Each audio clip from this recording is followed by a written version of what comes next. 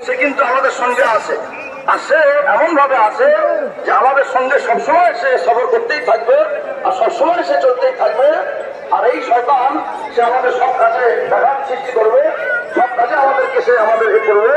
আর দ্বিতীয় না, এমন শয়তান যে যখন কোনো মুয়াজ্জিন সাহেব সে তিনি আজান দেন, তা আজান দেওয়ার সময় তো শয়তান একটুখানি সে দূরে হয়ে যায়, কিন্তু আবার যখন ওই ব্যক্তি আজান দিয়ে যখন নামাজে দাঁড়িয়ে যায়, ওই ব্যক্তির কাছে শয়তান আবার পুনরায় ফিরে আসে। শয়তান এরকম শয়তানি করে। আর দ্বিতীয় ব্যাপার বলছেন যে আমাদের নফস শয়তান, সেটা আমাদের ভিতরে আসে, সে তার কাজ করতেই থাকবে।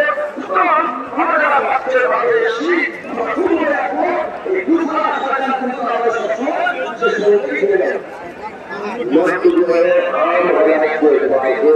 बुराई भी बदल जाता है, लेकिन इस रास्ते को जो अमल है, मस्जिद का माहौल है, दावत का अमल है, तालीम का हल्का है, इबादत जिक्र है, इन अमल से नफ्स भी दावेदारी की तरफ आ जाता है।